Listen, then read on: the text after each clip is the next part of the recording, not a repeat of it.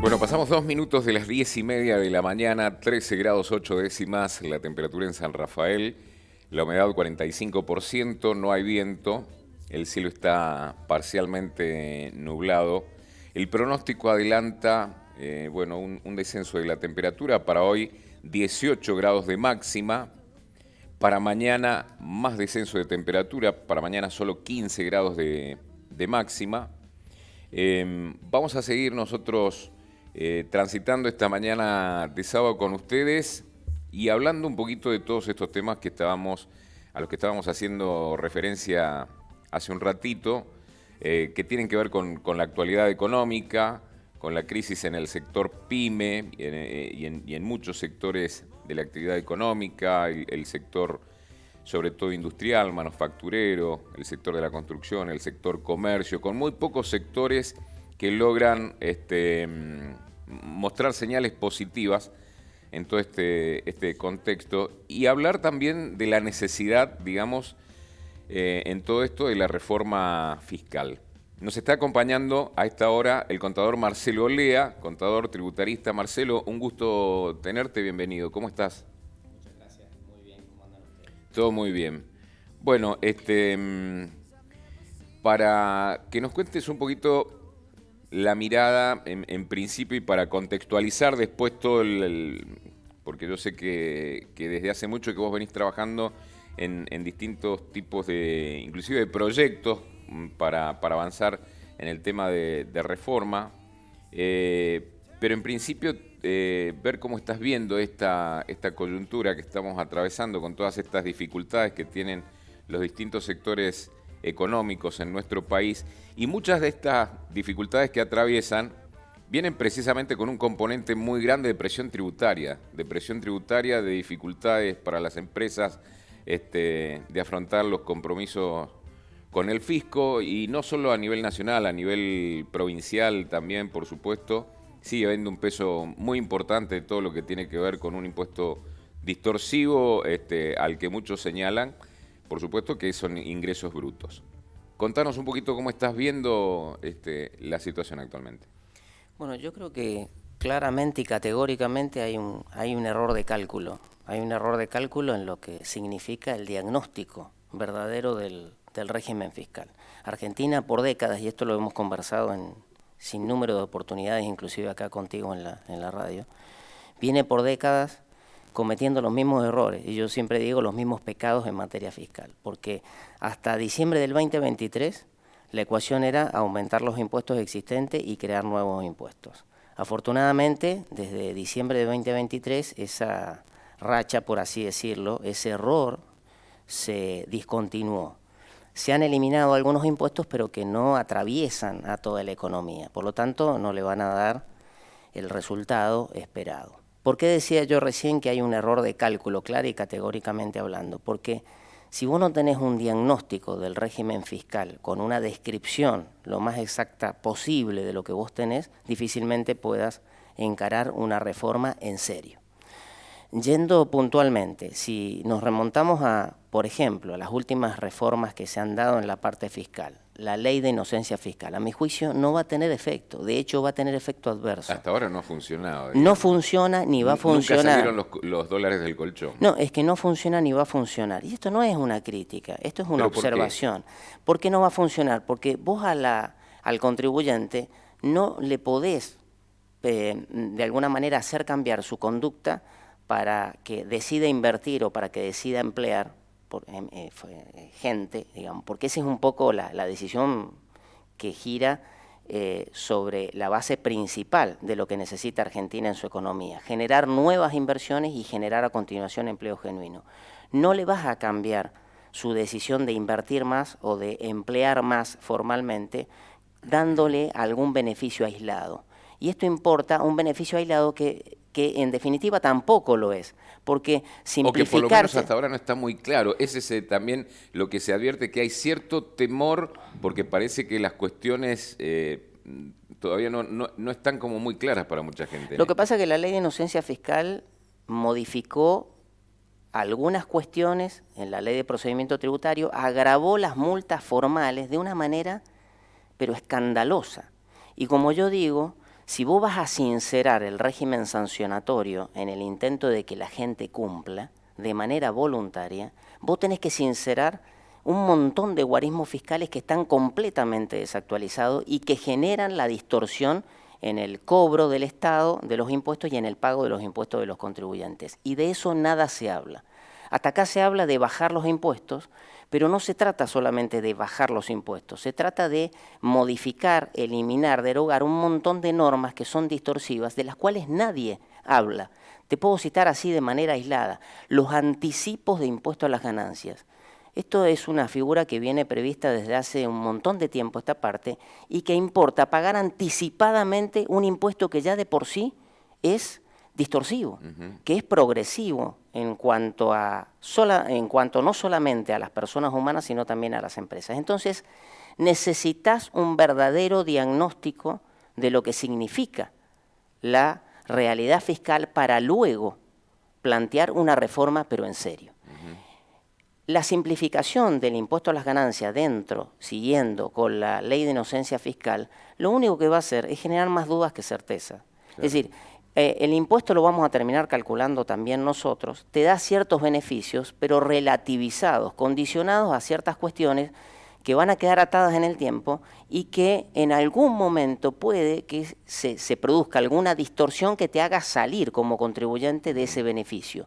Cuando vos perdés el beneficio de la simplificación o de la liquidación simplificada del impuesto a las ganancias, se te abre una puerta a la fiscalización de periodos no prescriptos, lo cual va a agravarle la situación al contribuyente. Volviendo al tema que te planteaba en el comienzo, uno ve en este escenario que atravesamos económico, bueno, como decíamos, el gran peso que tiene, digamos, la presión impositiva en el costo de las pymes, del comercio. Entonces, dice, a ver, hay que aliviarle la carga fiscal a la gente, hay que bajar impuestos, pero estamos precisamente atravesando una contracción económica, una caída importante en la recaudación, precisamente por esa caída que ha habido del consumo y sobre todo caída en IVA y en ganancias por todo esto, que ya es como que no deja mucho margen para seguir achicando impuestos porque a mayor caída de la recaudación vos tenés que ir a profundizar más el gasto, el recorte, mejor dicho, a profundizar el recorte. Y el profundizar el recorte es como que termina repercutiendo nuevamente negativamente en el consumo y en la actividad. Entonces, ¿cómo se ve eso tan complejo para ordenarlo en esta coyuntura, digamos, que estamos atravesando actualmente? Bueno, precisamente ahí está el problema, vos lo has dicho. Esto es como si vos vas al médico con una fiebre elevada y el médico, en vez de investigar la causa, esto es un ejemplo simplemente metafórico, en vez de investigar la causa de la fiebre, te da un medicamento para bajar la fiebre.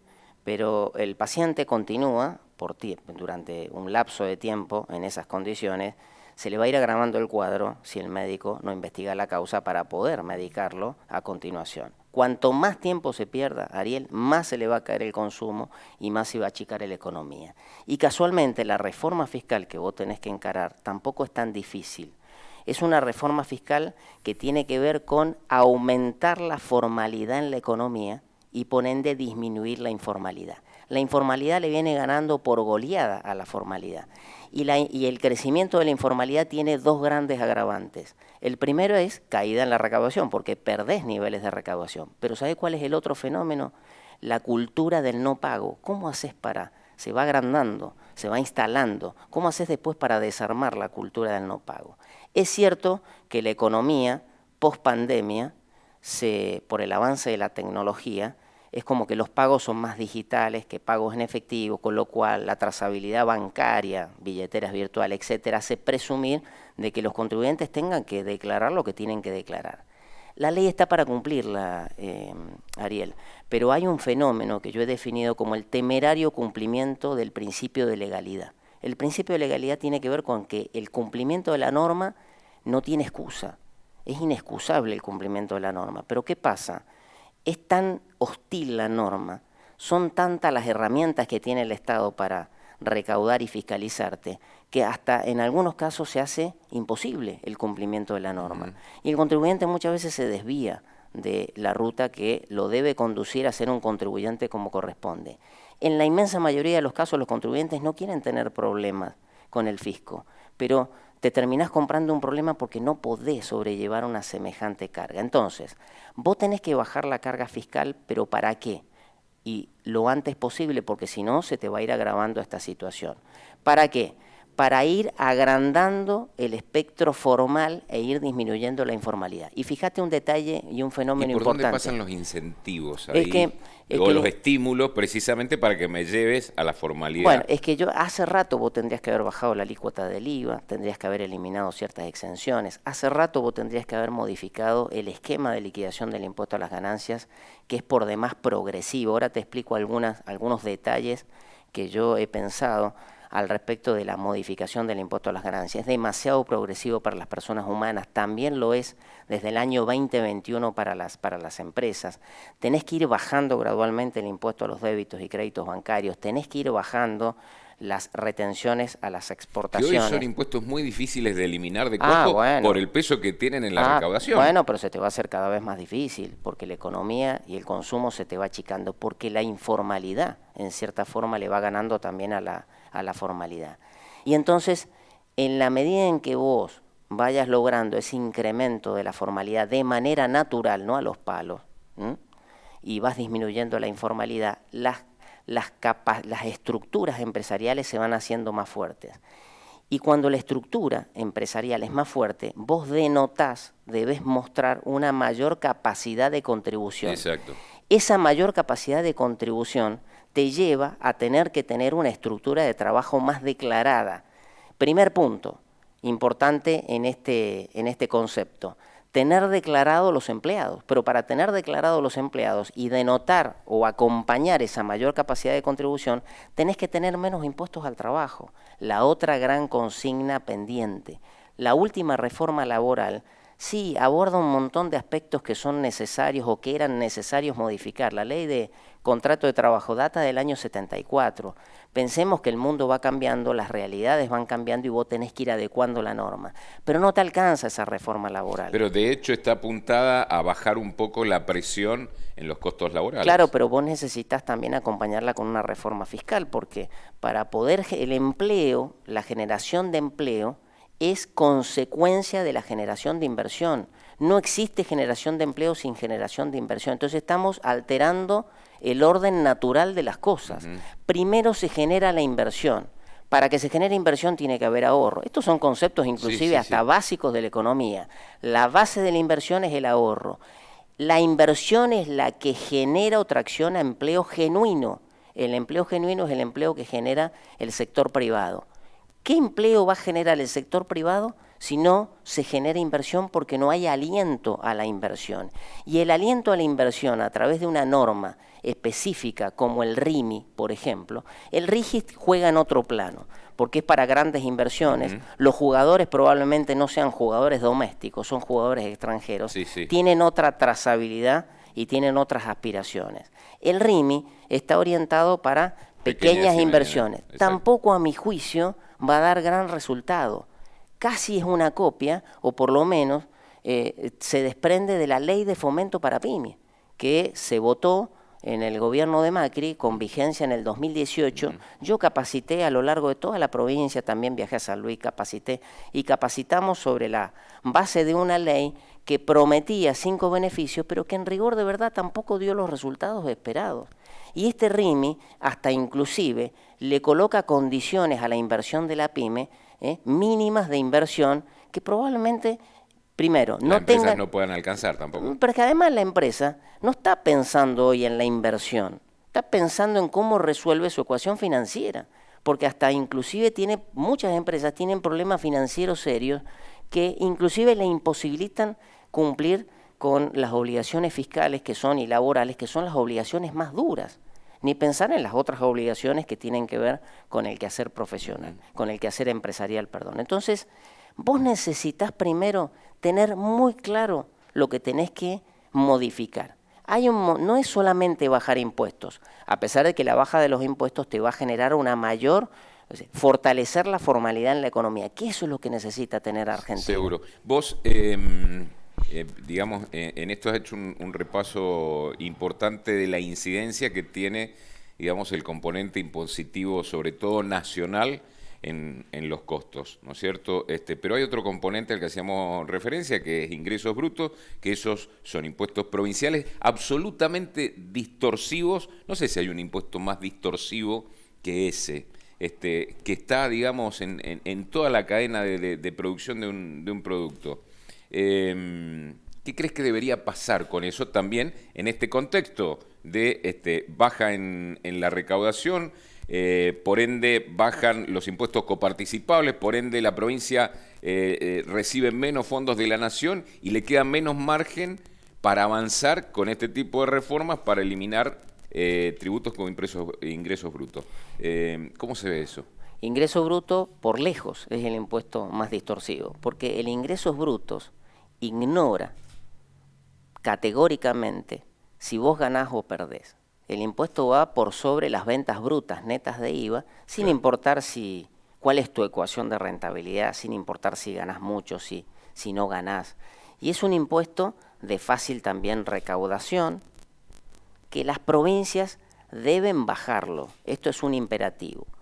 Claro está que es el impuesto que mayor recauda la provincia. Para bajarlo debiera acomodar mejor sus cuentas públicas. Creo que este es un deber que tienen que hacer las provincias. Deberán revisar sus cuentas, hasta dónde pueden bajar su gasto, precisamente para bajar el impuesto sobre los ingresos brutos. Hay una idea que viene circulando desde el año pasado de la Nación que tiene que ver con el super-IVA. No sé si vos has tenido oportunidad. Sí. A mi juicio yo hice un análisis del super-IVA, se lo facilité a gente de la provincia de Mendoza, el análisis que hice.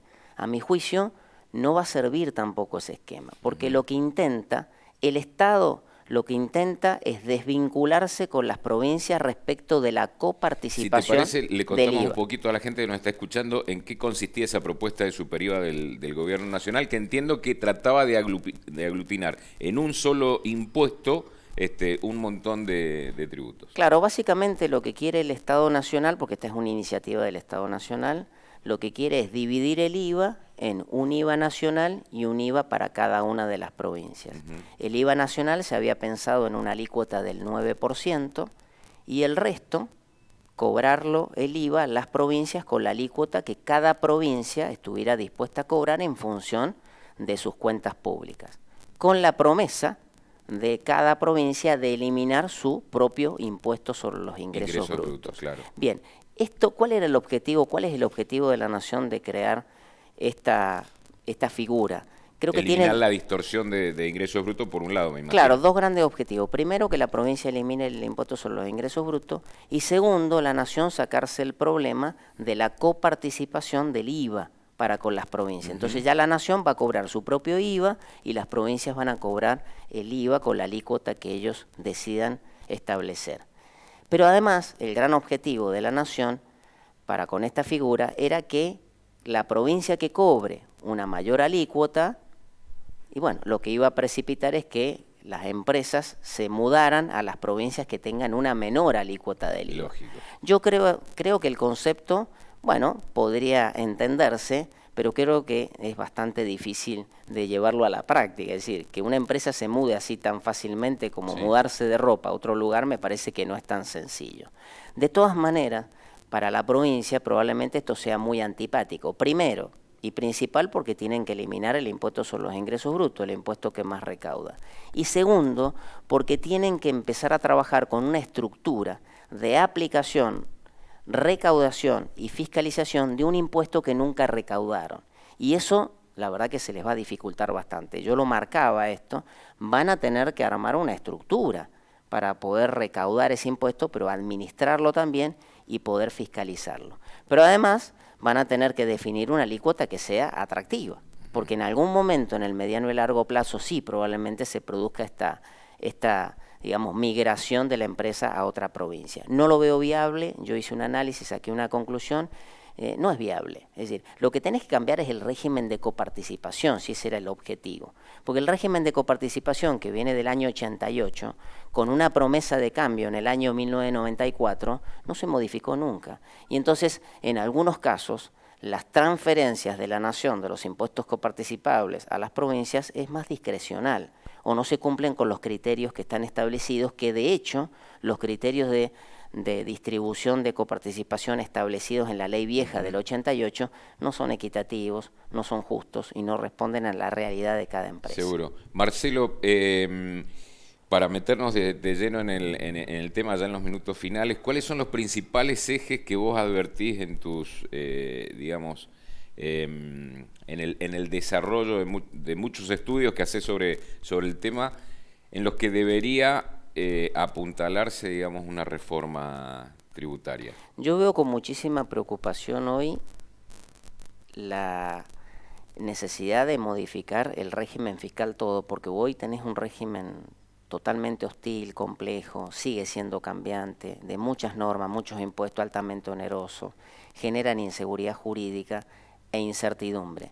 Pero además, el sistema está dotado, el sistema del fisco, digo, el sistema de ARCA, está dotado de toda la tecnología, trabaja las 24 horas del día, tiene una trazabilidad con controles sistémicos, que está bien que el Estado tenga que recaudar, está bien que el Estado controle, pero lo que no está bien es que estamos trabajando en una situación de notoria desigualdad. El contribuyente está en un estado de indefensión total porque las normas son tan hostiles, con una presión fiscal tan alta, lo cual hace suponer de que el trato es totalmente desigual. Hay una asimetría en el trato fisco-contribuyente, contribuyente-fisco. Entonces, si no se modifican las normas impositivas, bajar los impuestos que hay que bajar, como dijimos recién, en el concepto general, porque esto da para mucho, Ariel.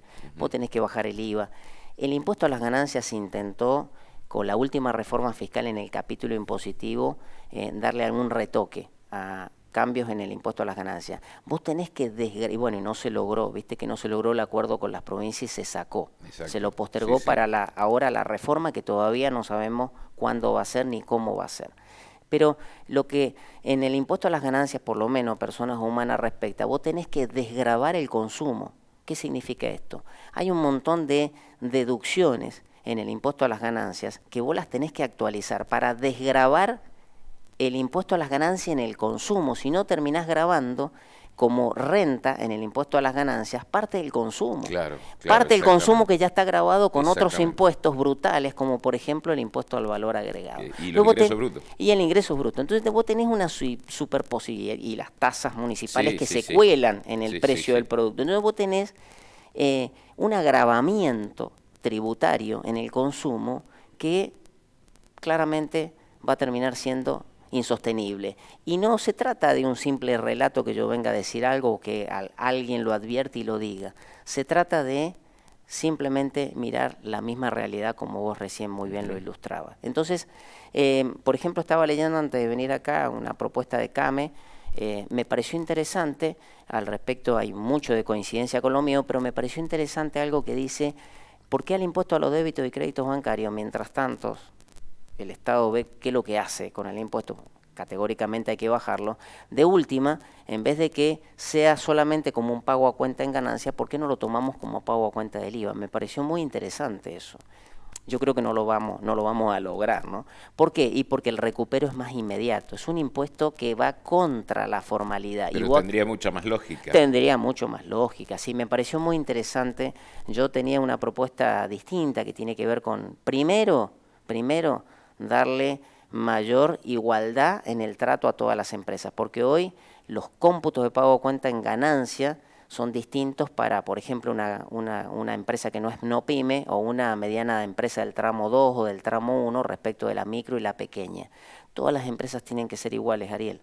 Además, las grandes empresas en el mundo tienen un mejor trato, o por así decirlo, tienen igual trato al menos, porque son las grandes generadoras de valor. Pero tenemos que cuidar también a la pequeña y mediana empresa. Están desvalidas, hoy van a la deriva y van más por el camino de la informalidad. Entonces, pensemos lo que dijimos recién, la informalidad está generando un gran agujero en la economía. Y eso, en algún momento, no lo vas a poder revertir tan fácilmente. Marcelo, ha sido como siempre un gusto charlar con vos. Muchas gracias y igualmente como siempre. Bueno, muchísimas gracias. Estamos a 3 minutos de las 11 de la mañana. Nos vamos ahora a la pausa, enseguida venimos. Vos estás en tu radio.